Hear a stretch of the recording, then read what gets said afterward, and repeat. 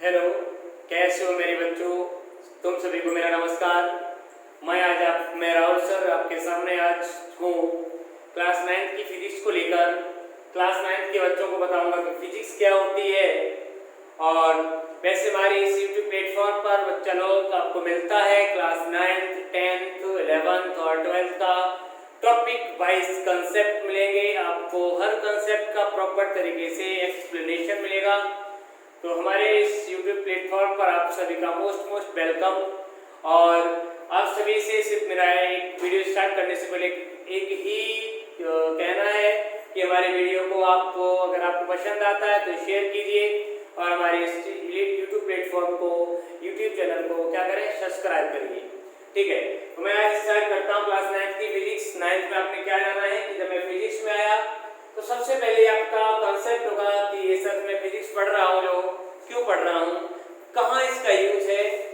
आप सब बच्चे नहीं कहेंगे, लेकिन कुछ बच्चों को ये कहना होता है कि सर ये फिजिक्स पढ़ रहा हूँ, मैं साइंस पढ़ी, मैंने इसका यूज कहाँ है, कहाँ इसका यूज है, कैसे, हमें इसका यूज बताइए पहले, क्या है ये फिजिक्स। तो मैं उनके लिए बोलूँगा फिजिक्स क्या है, बहुत सिंपल मैं बोलूँगा। फिजिक्स जो हमारी है वो स्टडी सिर्फ है इसकी नेचर की स्टडी है और नेचुरल फिनोमेनास की स्टडी है। फिनोमेना, नेचर और नेचुरल फिनोमेना,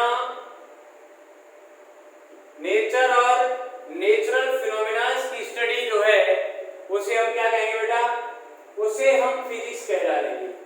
जहां हम नेचर और नेचुरल फिनोमेनास, कहने का मतलब नेचर आप जानते हैं हमारे यहाँ रहन सहन, कैसे हम क्या करते हैं, एटमॉस्फेयर, ये सब बातें। और नेचुरल फिनोमेना हमारे यहाँ के जैसे वॉकिंग है, वॉकिंग है ना, वॉकिंग, मोशन है ना, मूवमेंट, ये सब कंसेप्ट हमारी फिजिक्स में आएंगे। इन सब की स्टडी जो हम करेंगे किस में करेंगे, फिजिक्स में करेंगे। नेचुरल फिनोमेना और नेचर, जैसे हमारा एटमॉस्फेयर है ना, एटमॉस्फेयर क्यों है, हमारे यहाँ बॉडी में फोर्स क्यों लगता है, इन सभी की स्टडी जो की जाएगी वो फिजिक्स के अंदर की जाएगी।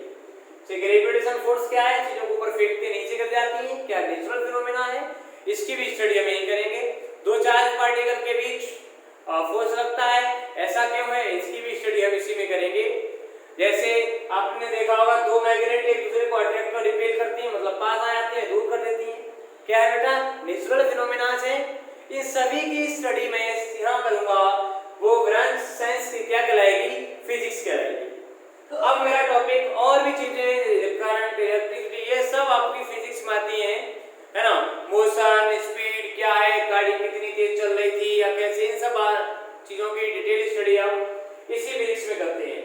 तो सबसे पहले मैं आज का टॉपिक देता हूँ जो क्लास 9th के लिए है, वो क्या है, मोशन है। क्या है बेटा, मोशन। मोशन क्या है, कहने का मतलब कॉन्सेप्ट जो आज का है मोशन का है। हम किसी भी ऑब्जेक्ट को मोशन में कब कहेंगे, ये कॉन्सेप्ट है आज का, कि मोशन, किसी भी बॉडी को या किसी भी ऑब्जेक्ट को हम मोशन में कब कहेंगे, मोशन में आप किसी भी ऑब्जेक्ट को कब कहेंगे, ये जानकारी आज आपको इस क्लास में मिलेगी। तो बेटा जनरली आप देखते हैं, मैं यहाँ था, मेरी पोजीशन चेंज होकर मैं कहाँ पहुँच गया, इधर पहुँच गया, तो क्या हुआ है। जनरली आप तो ये कहोगे कि सर आपने यहाँ से आप यहाँ पहुँच गए थे, तो आपने सर पोजीशन चेंज की थी। तो बेटा पोजीशन चेंज करने को ही मोशन नहीं कहेंगे केवल, हाँ, मोशन और मोमेंटम ये एक दूसरे को बिल्कुल क्या करते हैं, कंप्लीट करते हैं, ठीक है ना। तो मोशन और मोमेंटम, मतलब मोमेंटम का मतलब होता है कि वो चीजें मूव करना या हिलना डुलना, वो भी एक मोशन का कंसेप्ट रहेगा, ठीक। तो क्या है मोशन, ये जानने की कोशिश हो रही है इसमें। तो आप किसी भी ऑब्जेक्ट को कह सकते हैं मोशन में, कब कहते हो, आप जनरली देखते हो कि आपके बाबा यहाँ सुबह मॉर्निंग में घर से निकले और निकल के वो कहाँ पहुँच गए, वो वॉकिंग ग्राउंड में पहुँच गए। तो आपके बाबा ने क्या देखा या आपने क्या देखा, कि जब आप यहां से यहां पहुंचे थे तो क्या हुआ था आपके साथ भैया, मोशन किया आपने, क्या कहा गया मोशन में है। कब मोशन थे, तो आपने देखा कि जहां से आप चलना शुरू हुए थे वो चीजें वही रह जाती हैं, वो चीजें वही रह जाती। जैसे आपका ये मकान होम था, आपका होम है, फिर रास्ते में कोई रेस्टोरेंट मिल गया है, फिर रास्ते में बस स्टैंड मिल गया था, तो ये चीजें क्या है, ये यहीं पर रह रही हैं। बेटा आप देख पा रहे हैं कि किसी भी ऑब्जेक्ट को मोशन आपने कब कहा, जब क्या देखा कि उस ऑब्जेक्ट की पोजीशन चेंज हो रही है, लेकिन कुछ स्टेशनरी ऑब्जेक्ट हैं वो वहीं फिक्स है। इसका मतलब किसी भी ऑब्जेक्ट को मोशन में हम कहेंगे कब, any object said to be in motion if its position is changed with respect to stationary object। कहने का मतलब किसी भी ऑब्जेक्ट को मोशन में आप कहेंगे कब, जब उसकी पोजीशन चेंज होती है, किसके रेस्पेक्ट होती है बच्चा लोग, स्टेशनरी ऑब्जेक्ट के रेस्पेक्ट। जब किसी ऑब्जेक्ट की, जब किसी बॉडी की पोजीशन स्टेशनरी ऑब्जेक्ट के रेस्पेक्ट चेंज होती है, उस समय हम उसे मोशन में कह देते हैं। अब देखो कई सारे एग्जांपल्स मैं आपको देता हूं। जैसे आप बस में बैठे हैं, ट्रेन में बैठे हैं, आप मान लो ट्रेन में बैठे जा रहे हैं, क्या कहां जा रहे हैं, ट्रेन है, ये ट्रेन है, इस ट्रेन में आप बैठे पैसेंजर हो ट्रेन के। अब आपने क्या देखा कि ट्रेन के किनारे ये पेड़ पौधे खड़े थे, क्या थे, ट्री है ना, स्टेशन क्या है, और भी कई सारी चीजें हमारे किनारे पे है। अब आप बहुत तेजी से निकल जाते हो, बहुत तेजी से निकल गए, मतलब आपकी पोजीशन चेंज हो गई, किसके रेस्पेक्ट हुई, स्टेशनरी ऑब्जेक्ट के रेस्पेक्ट हुई। जब किसी ऑब्जेक्ट की पोजीशन स्टेशनरी ऑब्जेक्ट के रेस्पेक्ट चेंज होती है, हम उस ऑब्जेक्ट को मोशन में कह देते हैं। जैसे जैसे आपको जनरली आप ट्रेन में थे, ट्रेन में जब इवनिंग देखा आपने, इवनिंग या मॉर्निंग, इवनिंग देखता हूं मैं, इवनिंग की बात करता हूं, इवनिंग में आप 7:30 पर डेफिनेट टाइम का पिरियड रहेगा यहाँ पर, 7:30 पर आप दिल्ली खड़े थे, ठीक है ना, दिल्ली हो, लेकिन आपने देखा है कि कुछ समय के बाद आफ्टर सम टाइम आपको दिल्ली से बैठ गए ट्रेन में। अब क्या हुआ, कुछ समय के बाद आफ्टर सम टाइम आप मॉर्निंग में जागे, मॉर्निंग आप 5 o'clock या 6 मतलब 7 o'clock पर ही जागे, आप 7 AM पे जागे, तो आपने क्या देखा, आपकी पोजीशन चेंज थी।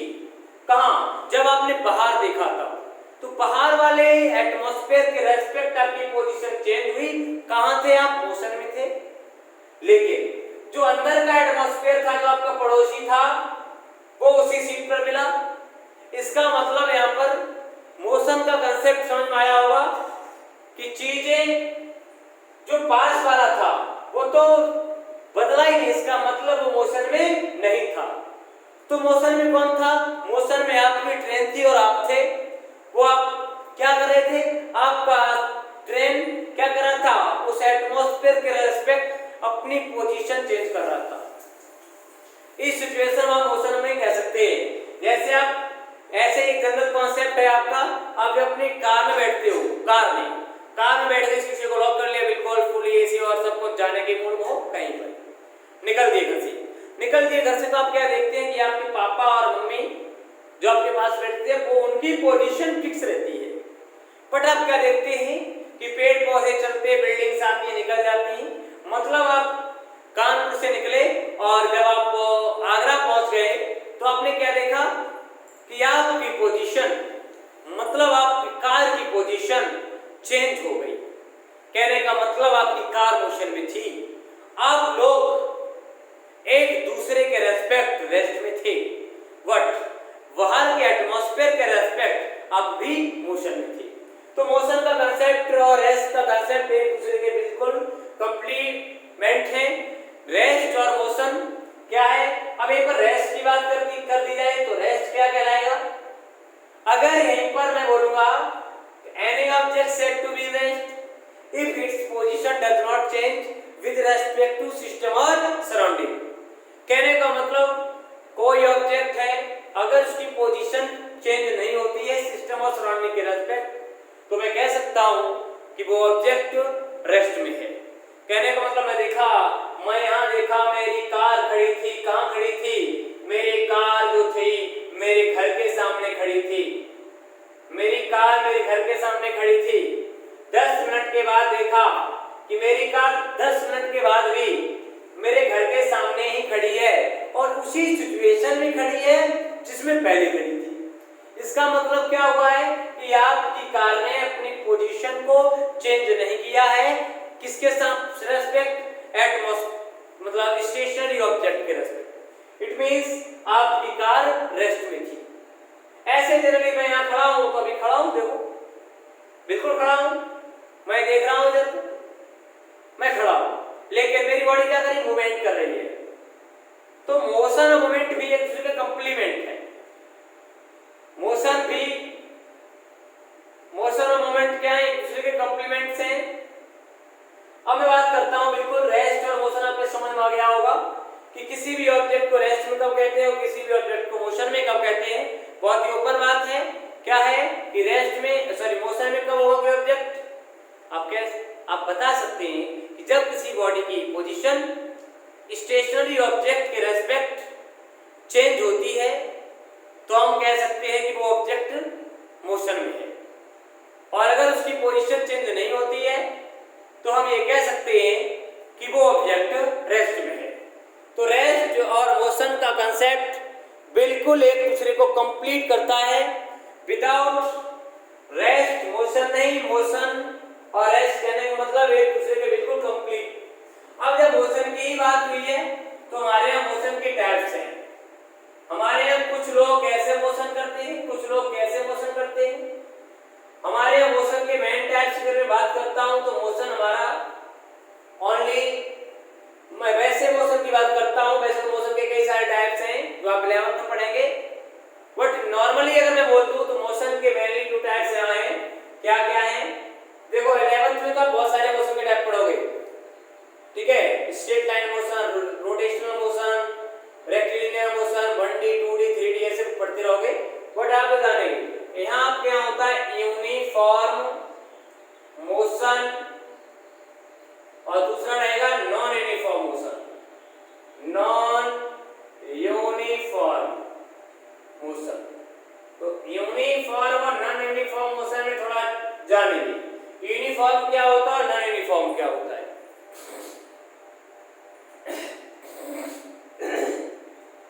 यूनिफॉर्म मोशन क्या होता है बच्चा, और नॉन यूनिफॉर्म मोशन क्या होता है? तो यूनिफॉर्म मोशन, अगर आपका ऑब्जेक्ट चलना शुरू करता है, सेम टाइम में सेम डिस्टेंस ट्रेवल कर लेता है, मतलब तो वो मोशन यूनिफॉर्म कहलाएगा।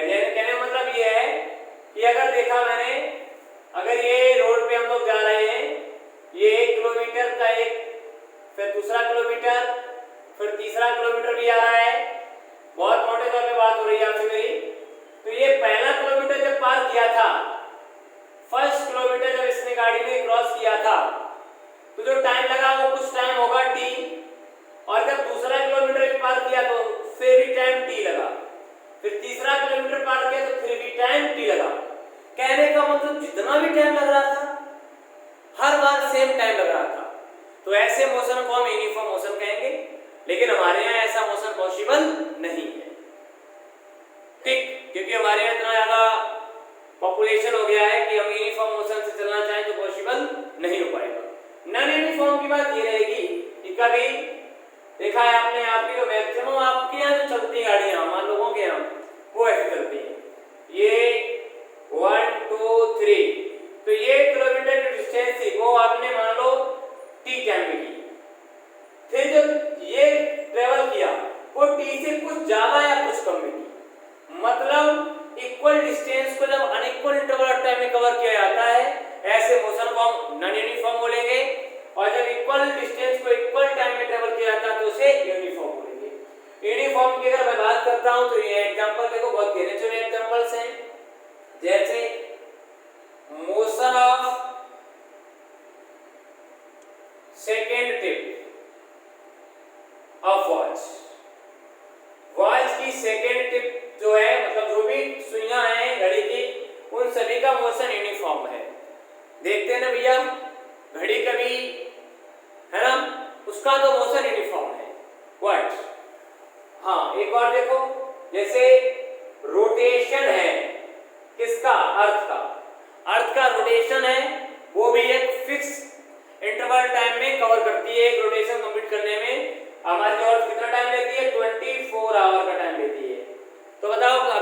दिन कभी 25 आवर का तो नहीं हुआ है ना, आपका 23 आवर का हुआ है। बच्चों कॉन्सेप्ट समझिए, वन डे कंप्लीट कब होता है? जब डे और नाइट कंप्लीट हो जाते हैं 24 आवर में, तब एक दिन कंप्लीट होता है, ठीक है ना। तो ये सब स्टडी कहाँ है? हमारे फिजिक्स में तो है। क्या ये नेचुरल, देखो कैसा फिनोमेना है, नेचुरल फिनोमेना है, और कहाँ हो रहा है? नेचर में हो रहा है ना। ये सब बातें हम कहाँ करेंगे?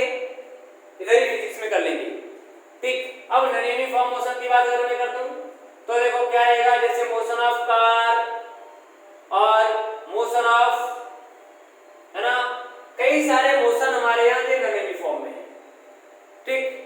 अब कार का मोशन यूनिफॉर्म हो सकता है, ऐसा नहीं कि नहीं होगा, लेकिन उसके लिए बहुत सिचुएशंस चाहिए मुझे, है ना, कि हमारी कार बिल्कुल यूनिफॉर्म मोशन में कुछ समय के लिए चल सकती है ना, फॉर एनी टाइम के लिए।